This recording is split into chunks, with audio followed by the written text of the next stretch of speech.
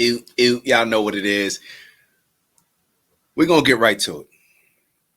Sore loser culture is destroying our country. Sore loser culture is destroying our country.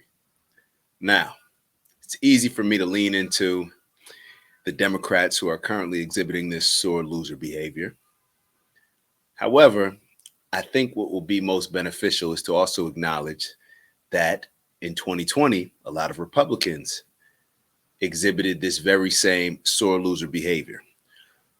We're supposed to be the United States of America, one team. I think both sides do a good job of expressing this, but not necessarily living by it. So what do I mean by that? Think about any team that you've been on. Think about your family. Think about in any work environment, anything that you guys are working together to a common goal to help everybody in that group. Not competing against each other, right?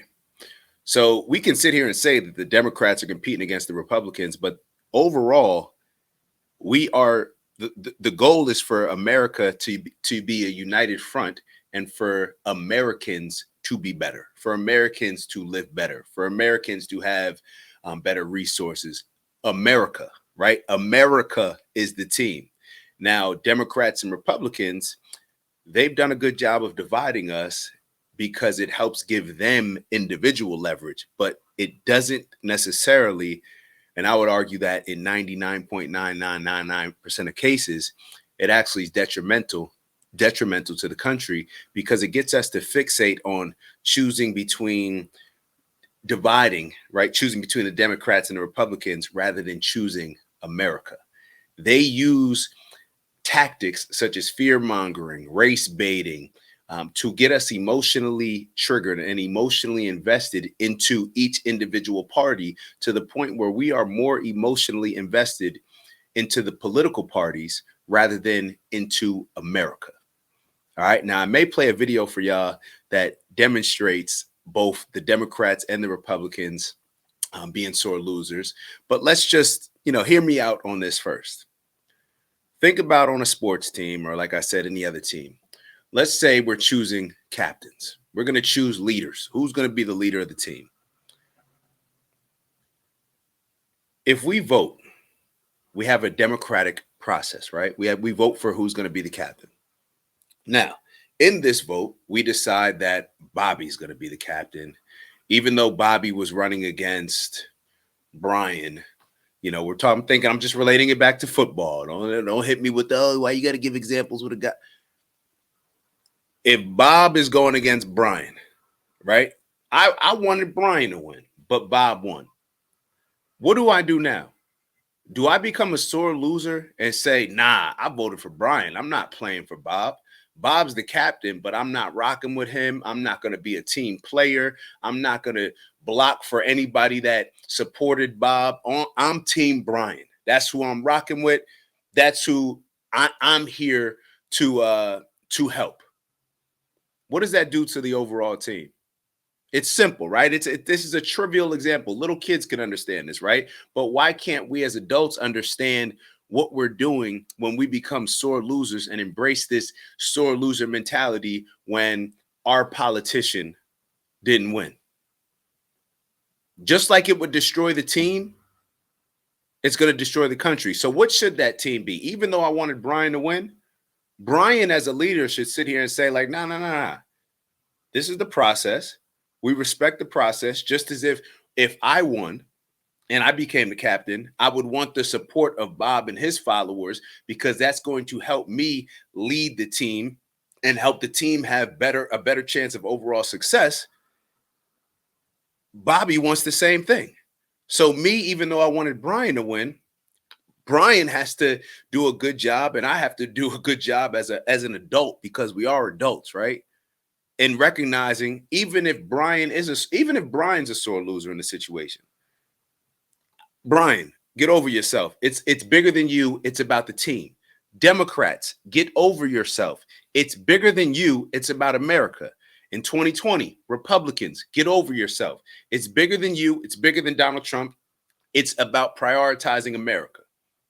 That is the only way that we are going to be able to have team success. Now, me breaking this down, it seems very juvenile, but that's where we are in this country right now. We are allowing the emotions that come along with embracing being a sore loser to prevent our country from moving forward. Yes, we have a democracy. That means that we vote.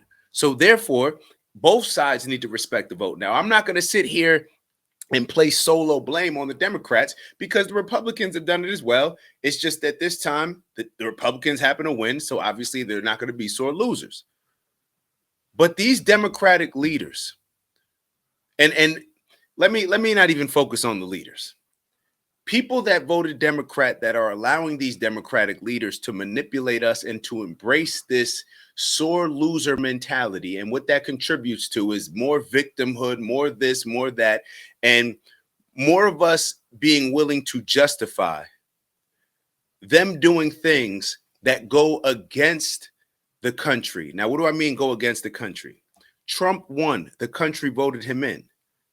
Rather than the Democrats now saying, you know what, we lost, we're going to humble ourselves, we're going to go to the Republican Party, respect the fact that our country voted for them, voted for their policies. However, we also know that we got a lot of supporters, so we want to work with them to have a diplomatic approach while also seeing how we can support the things that our supporters voted for. Right? It's a simple process. Simple process. Yeah. And see, that's the best way, because think about it. When you come with a combative approach and say, nah, we're pushing still our agenda, even though we lost the election, so what? We don't care. We're not respecting the democracy. We're not respecting it. We're pushing only the things that we're pushing. Matter of fact, we weren't even pushing reparations when we had the House, the Senate, and Biden in office, but we're going to push it now when Trump's in office, just so we can label him as a racist. Just so we have another thing to hold against him. Just so we have another thing to dangle in front of the people that voted for us as Democrats. So we can dangle that in front of them to trigger them emotionally. So therefore, they're not approaching it like adults and saying, hey, we lost the election. We got to work with these people. It is what it is. We're all on the same team. Now they're approaching it with, those are the ops. They're terrible. They're racist. They're evil. They're Nazis. Trump's Hitler, all that mindset. But what does that mindset actually do? All it does is do something beneficial for the Democratic leaders rather than them acknowledging and admitting that they failed. They took a loss. We all take losses. It is what it is. We took a loss, and now we got to understand that even though we took a loss on who should be the leader, we shouldn't want to take another loss as far as the country losing overall. Who becomes the president? That's just a debate between everybody. I assume wants America to be in a good place, right? Okay. What gets us moving in the wrong direction and what gets us more and more radical and more extreme is the fact that leaders are prioritizing themselves over the country. Leaders are saying, nah, even though the country voted for them, trust me, I'm the best person to lead this country. We are the best party to lead this country. Even though the country didn't vote for us, we're still the best. So we're going to prioritize that. We're going to do whatever we need to do in order to trigger our voters to keep supporting us. So therefore, they allow us to get away with immature stances and moving in this sore loser mentality. There's too many sore losers. We'll never win. And think about it, even from a standpoint, when you have people behaving as sore losers who you're relying on, because the Democrats rely on the Republicans, Republicans rely on the Democrats. Even if the leaders don't see themselves as relying on each other, the people that voted Democrat rely on the people that voted Republican, because we are all in this together, like it or not. Like it or not. That's what makes it harder for a budget to get passed, for these things to get passed. And then we end up, like I said, getting more and more radical, more and more extreme, arguing over silly stuff like whether or not a boy should be competing with a girl in sports. That's how we get to that point. We got to blame both sides. Now, once again, I got to live in the now. Democrats, y'all lost. You have an obligation to lead your people You have an obligation to be the voice of reason among the people that are very disappointed that their candidates lost that they voted for. You have an obligation. And Barack Obama actually did this. And Hillary even did this actually. When Trump won, they said something along the lines of, we got to give Donald Trump the ability. You got to give him the ability to do his job, to be able to lead America. And what we're seeing right now is that Democrats are trying their hardest to not give Donald Trump the ability to lead. Now, what ended up happening? Democrats, like I said, Hillary, and this was in 2016, Hillary and Barack Obama. Barack Obama said, you know what, George Bush, he was nice to me, gracious to me, and he helped the transition be a smooth process. Hillary Clinton acknowledged the next day. She said she conceded the election. Barack Obama, they both said, you know, we got to give Donald Trump a chance, right? And then what happened 4 years later? They kept their cool, right? And then the Democrats ended up winning. Joe Biden won. Now, clearly, we know, I'm not going to sit here and argue about whether the election was fair, whether whatever. The sore loser syndrome started. The sore loser syndrome started. Now, maybe Donald Trump should have said, you know what? Now, I'm sure in his mind, and a lot of his followers would say, no, Donald Trump had to fight against it and had to never concede the election and had to never acknowledge the fact that they lost. He had to keep this division in order, because for the greater good, because they got away with cheating to win an election. Yeah, I don't want to argue that. I don't want to argue that. There's plenty of other people arguing that. What I'm arguing is the fact of where it landed us. So was it more important for Donald Trump to fight that battle and divide the country? I don't know. Is it more important right now for Democrats to fight whatever battle they put in their minds? I don't know. But what I do know is that us as the adults in the room need to understand that the leaders, the people that we put in a position to lead, are not behaving like adults. So therefore, we need to take more of that power back. It's supposed to be a government of the people, right? For the people, by the people. Okay. So we need to understand that, and we need to serve as that checks and balance system that is going to check and balance whatever imbalance we have and whatever sore loser mentality we have, whether that's the Republicans acting like sore losers or that's the Democrats acting like sore losers.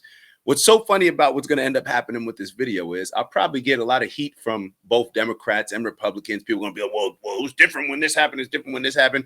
Or a lot of people just won't watch the video and it won't get as many views because it's not as divisive. It's not as radical. It's not as extreme. And that's what we've been manipulated into buying into embracing, into being attracted to. So therefore, if I bring a balanced approach, if I say, look, I don't want to bash the Democrats, I don't want to bash the Republicans right now. I just want to look at the big picture and say, sore loser mentality destroys our country. A lot of people may not be able to get on board with that, but you know what? I don't care. It's real.